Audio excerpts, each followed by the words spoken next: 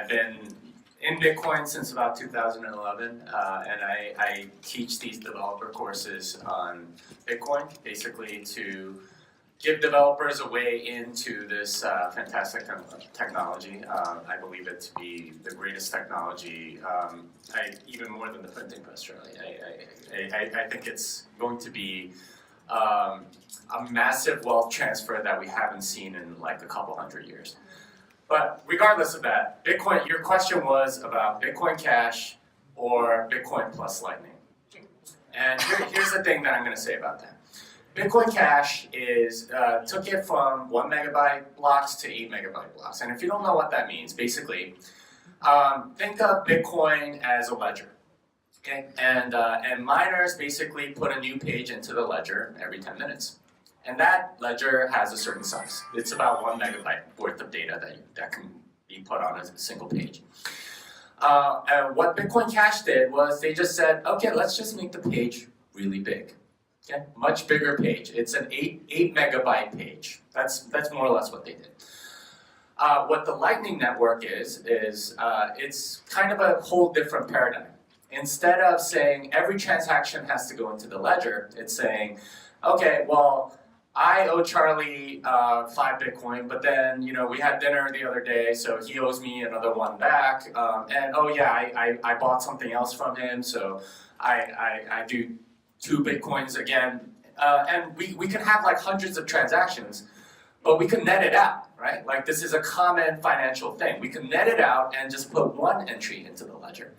So, and not only can I transact with Charlie, that's called a payment channel, but with something called Lightning, what you can do is I can have a channel with Charlie, Charlie can have a channel with Rosa, and what I can do is pay Rosa through Charlie, right? You've done this with your friends, right? I owe Charlie 5 Bitcoin, Charlie owes Rosa 5 Bitcoin, I can just pay Rosa instead, right? It's essentially like that, and you can have an entire network of transactions like that. And and the question this gentleman is asking is, okay, what's better? Making the page size bigger or going to kind of making the page a lot more efficient? And what I would say is that making the page size bigger is a very lazy way to do it. Okay? It's very convenient for the current people that are using the blockchain in their particular way. But for anybody else that's sort of coming into the space, you're not really helping them that much. Something like 80% of the block space today is taken up by companies. Companies like Coinbase, companies like blockchain.info, and Zappo, and many of these others. They take up most of the block space. And what I've observed is that when you have big government and big business get together, they encourage consumption. And for them, the block size is a limit to their consumption because they get paid when people transact. And if there's too many transactions or there's not enough ability to have transactions, they have less business and they don't like it that way. But they also don't want to do the hard work of integrating Lightning or contributing to development or doing any of this other stuff. It's a harder road. They want the thing that's the easiest for them. And this oftentimes happens with regulation. They will often regulate away. And that's what I thought the block size increase was. It was sort of a way to entrench the current players. And in usual sort of government or, in normal society, like in the United States, when you have government and big business, they usually get what they want, right? Like they come up with some regulation that makes it hard for innovators, entrenches the big players, and gives government tax revenue or whatever. It's good for everybody except for the innovator. What's interesting about Bitcoin is that the innovators and the holders fought back. They said, you can't do that. We have a say. And they're the people that were against sort of like a block size increase that a lot of the Bitcoin Cash folks wanted. So, a very roundabout way to answer the question. SegWit and Lightning Network, it's an innovation, and it requires a lot more work for businesses to do. So for businesses, they can go to Bitcoin Cash and they can have larger block sizes and possibly lower fees on a short-term scale. But long-term, it's a lot better to invest in something that will scale a lot more. Like we're talking like 3-4 orders of magnitude. Instead of 8 times the number of transactions, we're talking about 80,000 transactions, right? Every 10 minutes. It's many orders of that magnitude better. That's the type of innovation that we want to encourage, and not the let's do the lazy thing and make the ledger size bigger. Let's make it like digital or something, right? Let's move this to another system that can handle a lot more. Innovation is way better than slight improvement, and that's why I would say Lightning is way better. We should be very suspicious of anything that is too stable. Volatility is a good thing. It's indicative, right? For a cabbie, they may make a lot of money one day, a lot less the next day. And that sort of volatility is sort of normal in any sort of natural phenomenon. And it's only sort of through artificial manipulation that you get that steadiness. But by adding that steadiness, what you end up doing is fragilizing the entire system. And then you get something like a global financial crisis. For example, the Swiss franc was pegged to the euro for a long time, and then what happened? Well, the Swiss bank, announced that they're no longer going to keep the peg. It went crazy volatile because all of this volatility had built up. All this the Swiss franc was very fragile as a result of that, and then once that peg was released, then it became more steady, though still more volatile. So when you think about volatility, think about what you're asking, because if you want more stability, the only way to really do that is to use artificial means or centralized control to do it. The fact that it's volatile is a good thing. It anti-fragilizes the currency rather than fragilizes it, like the US dollar or whatever. Any peg currency sees this phenomenon. As soon as you peg it, you can keep it for a while, but then when it drops, it goes crazy. This is how George Soros made so much money, right? Like he crushed the Bank of England. Yeah, be careful what you ask for. Hey, Bitcoin over other cryptos. Why Bitcoin over altcoins, right? Yep. So altcoins are essentially alternatives to Bitcoin. Besides for Bitcoin being the first, no cryptocurrency is fully decentralized yet. When I talked earlier, full decentralization is the end game for me. Building a system that can't be controlled by one party, and that no matter who it is or what it is, nothing can be reversed or frozen, and that's personally for me. But I don't think there is any more centralized or decentralized. It's more of a sliding scale. Bitcoin, and we saw with the crazy turmoil with the Bitcoin and Bitcoin Cash situation, Bitcoin is the only one by leaps and bounds that is on the most correct path towards full decentralization than any other project.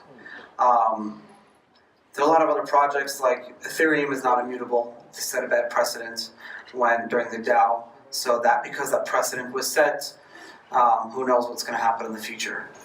There are a lot of people who are claiming that there's so much fighting in Bitcoin with what happened last year, but that was one of the most bullish things that could have happened in Bitcoin, because here you have a group of extremely powerful people, the Bitcoin miners, and some businessmen that wanted to take over and, like Jimmy said, make Bitcoin do for their own interests and process and do things the way they wanted it to. And there was a situation where there was a lot of fighting. There was a lot of political turmoil, there was a lot of money, and there was a lot of fighting over what the future of Bitcoin should be. And they didn't get their way. And instead they forked off and created their own cryptocurrency, and Bitcoin remained on that path. And so the only thing that you can see is time. Bitcoin has been around the longest. It's seen all of its major attack vectors. A lot of these other cryptocurrencies haven't gone through the test of time. They have to have a lot more vectors of attack that hackers can look at. And a lot of people think that something will come better and maybe potentially down the road, but it has its market share, and it's been through what other currencies and tokens in the space have been through, and has done amazing at it. Will the federal government ever allow the decentralization of their monopoly on money? Right? I don't think they have a choice. I don't think it's up to them. You look at some. The point of this. You Creating look at another system. Mhm. You look at somebody in some places like Zimbabwe or Venezuela. What are they using for currency? Yeah. They use almost anything other than the government mandated currency, right? Yeah, they'll use U.S. dollars, euros, any hard currency that they can get their hands on. A lot of people in Venezuela use Bitcoin right now because they can use it to go buy goods on Amazon and get a discount through Purse, and they'll have it shipped straight to their door, which is kind of amazing if you're in Venezuela. If you own Bitcoin, you can go get goods that nobody else can buy because you happen to have Bitcoin. Right? I mean, if that's not like a great testimony to the power of a good store of value, I don't know what is. Okay, I have a guy that's been emailing me for like the past 6 months claiming he's Satoshi, right? And he writes me like every 3 days. He's like, here's my update. My new book's gonna come out. And it's gonna say, and he sent me like a book cover. Seriously, like earlier today, I could show you on my phone if you're interested. It's a Satoshi Nakamoto, like, and it says, like this is gonna be my new book, and I'm gonna prove that I am back. Okay, this is what I did when he first emailed me, and this is the only reply I've ever given. And he said, I am Satoshi. I'm writing you because I am coming back and I am doing all this stuff. I said, okay, here is the Genesis key. Okay, or Genesis public key. Please sign this message from the beginning of this email to the end of this email with that key. And then I will consider the possibility that you are Satoshi. Maybe you stole it, but I'll consider the possibility that you're Satoshi. He wrote back, he's like, I lost the keys. Sorry. So dog ate my homework excuse. If you can't sign with his keys, you are not Satoshi. Craig Wright is emailing you?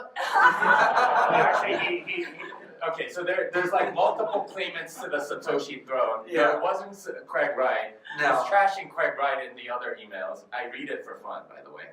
Can you forward these to me? I mean, like he emails like all of these other people like Amos and Gavin and Jason and stuff. I don't know how he got anybody's email, but like this is what he does. There was another guy. Be careful, because this guy seems like he's like psychotic or something. Yeah, I don't know. Like most of these people are scammers. If you're claiming to be Satoshi and you can't sign, then you are not Satoshi. But regardless, it doesn't matter. It doesn't matter. Part of the biggest gift that Satoshi gave us is disappearing. Mm-hmm. And this is related to the decentralization thing that Charlie said earlier. Every other altcoin has a creator that is around. So Charlie Lee controls Litecoin. Vitalik Buterin controls Ethereum. Fluffy Pony somewhat controls Monero. Zuko Wilcox controls Zcash. And they're creators to all of these things. And Vitalik famously during the DAO hack decided to bail out all of the stupid people that invested in a smart contract that they had no idea how it worked. And of course somebody found the hack and drained it all of all its money, and he decided to bail them all out by forking the chain and giving them all their money back. Rolled back all the transactions. Right. This is a central government at work. Okay? That's centralization. Bitcoin doesn't have that because Satoshi disappeared. Okay? There's no central authority. Any creator of a currency naturally gets that. This is why Bitcoin Cash, as Amory Sachet, he's the only guy that pretty much contributes anything to that code base. So he's like, we're going to hard fork every 3 months. We're going to re-enable all of these opcodes. We're going to do this, that, and the other. We're going to change the difficulty adjustment algorithm, and he can do all of that. This is central control. This is not decentralization. And that's why I'm a Bitcoin maximalist, because it doesn't have a creator that can do stuff. And that's one of the wisest things that Satoshi ever did was disappearing, because that made it decentralized. There's no central point of control. Permission versus permissionless. Yeah. So At least for me, what a blockchain is it's a database in the sense that it contains data, but it's distributed. So you have to have all sorts of rules to make sure that they're in sync. And it's an adversarial network. I think Charlie described the Byzantine general's problem for that reason. It's an adversarial network, so you can't necessarily trust everybody, but when you get some data, you have to sort of be able to validate it yourself. That's essentially what a blockchain is. It's a big database that everyone has a copy of. So in many ways, it's very expensive. So everyone has to store the same data in order for this to work. Everyone has to know about all of the data, so you have to sort of constantly be transmitting lots of data to each other. And everyone has to validate the data, right? It takes a lot of CPU oftentimes to make sure that it is actually valid. So in many ways, it's kind of a poor solution to a lot of problems. And you have to make sure that the use case that you're thinking of needs decentralization that badly in order to pay the price for it, which is quite significant, even with hard drive space going down, CPU price going down, bandwidth going up, and all that stuff. That said, I consider myself a Bitcoin maximalist, and what that means is that I do believe in one coin to rule them all. And in that sense, I believe that I believe in network effects. That when you have multiple nodes, it grows as a square of the number of nodes, not linearly but quadratically, and that's part of the network effects. Because you're connected to more things, people want to join the bigger network, and you look at sort of like the Pareto rule, which is like an 80-20 distribution, and you look at network activity and almost any other measure. Bitcoin wins 80% to 20, it has 80% of market share. Then the remaining 20%, Ethereum has 80% of that market share, and then the remaining 4%, another, I think Ripple might, whatever. Like it just not a blockchain. Yeah, it's not. But it keeps going down, and there's sort of like a pattern there. That's a natural distribution that happens. But as far as your question of are these things permissioned blockchains, or can a blockchain exist without a token?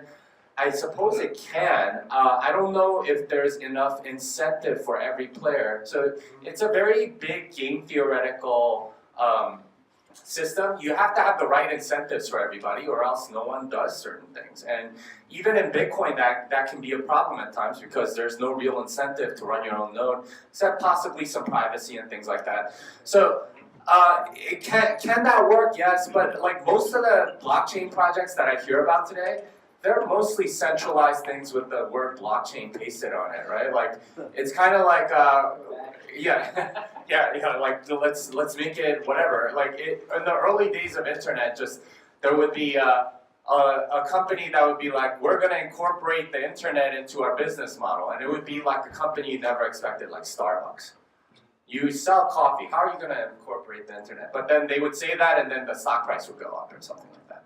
And that's how I see a lot of these projects. They just want the hype or whatever, like changing your name to addit.com. Nowadays, it's like adding the word blockchain. Yeah, like pets.com and all those. Yeah.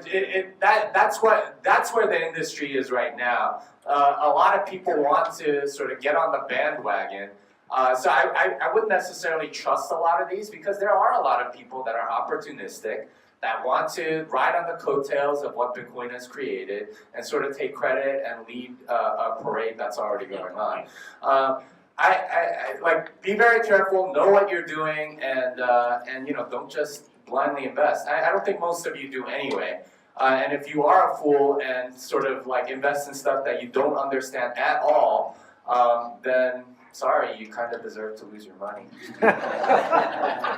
You're asking about Goldman Sachs, and does their entry into the crypto space via Circle to Poloniex, and if you guys don't know, Poloniex has had a lot of legal issues, and the fact that Goldman Sachs bought them, and we know Goldman Sachs is very connected to the government, and they pretty much get whatever the hell they want. The fact that they bought them, what does that indicate about regulation? And that's an excellent question. I personally think, I agree with Max Kaiser. He's more or less said, if you know how bankers work, the way they work is they know who to lobby, they know who to go and pay off or whatever, and they get the regulation that they want. And it's because they have the purse strings, right? Goldman loves Bitcoin because it's got huge volatility, lots of people that are interested in it. And obviously Poloniex has made tons of money. So a lot of these issues are just kind of going to go away that Poloniex had, in large part because Goldman has so much governmental influence. Again, when you have government and big business getting together, they're usually going to create regulation that's very friendly towards big business and gets a lot of tax revenue for the government or something like that. So from a regulatory standpoint, it is kind of bullish in a way, but at the same time, it's not exactly the libertarian paradise that I hope for. We'll see. If you guys are familiar with Paul Sztorc's Hivemind, but that's one of the most interesting projects about sort of that spread of information in order to know what's going on. And basically, you guys have heard of Intrade. It's like a betting market. They shut down a few years ago, but famously they allowed you to bet on who was going to win certain elections and stuff like that. Prediction markets. Yeah, it's a prediction market. But his vision is a decentralized one, and it heavily utilizes the blockchain and Bitcoin in order to be able to do it. Basically, what you have, instead of sort of binary choices, okay, Hillary wins or Trump wins, you have sort of a matrix of possible outcomes. So you have Hillary wins and unemployment stays under 5%. Trump wins and unemployment stays under 5%. Hillary wins and unemployment goes above 5%. Trump wins and unemployment goes above 5%. If you have a market like that of all four choices, what you can figure out by the people that are betting on that is which candidate correlates with unemployment, right? Who's going to make, or what do people that are willing to bet their money, which in many ways is a more honest vote than the actual one that you cast at the ballot, right? The one with your wallet. If you have that, then you can have a correlation. Okay, well, a lot of people with a lot of money seem to believe that, Hillary will keep unemployment under 5%. And if you go to the voting booth, instead of learning about the positions of every single person, and then their likeliness to follow through, and then all of the other variables, you can price it into a prediction market. And at that point, you can just be like, you could be a completely ignorant voter, but just know the prediction market on the issues you care about. And you could say something like, okay, all right, I care about unemployment. It says here that Hillary is gonna, there's 60% probability that Hillary will keep it below 5%. I'm gonna vote Hillary. Or no, actually, there's these other issues, and this is what's going to be.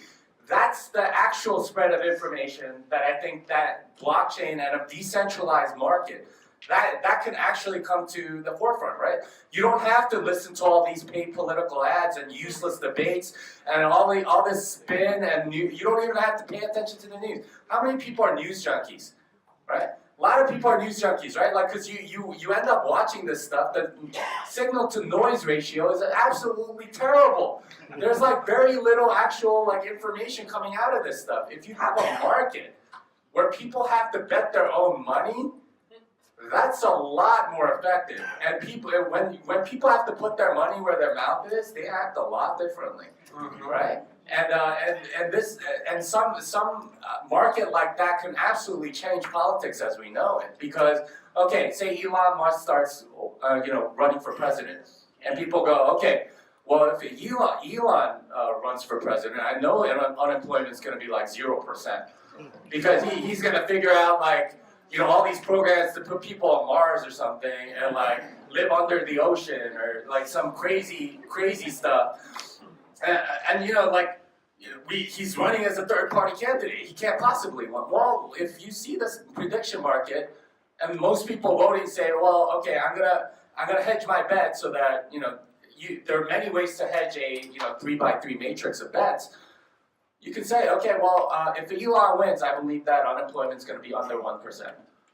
People start saying, okay, well, I might want to vote for Elon Musk, right? Like, why not? Give him a chance, right? Because at least the people willing to put the money down have that as their thing. So blockchain is way bigger than just the financial stuff. And when you sort of amalgamate these things and sort of add to these ideas, you can have some really powerful things, and you can spread information in ways that we have not dreamed, and very honest ways, because people are really honest with their money.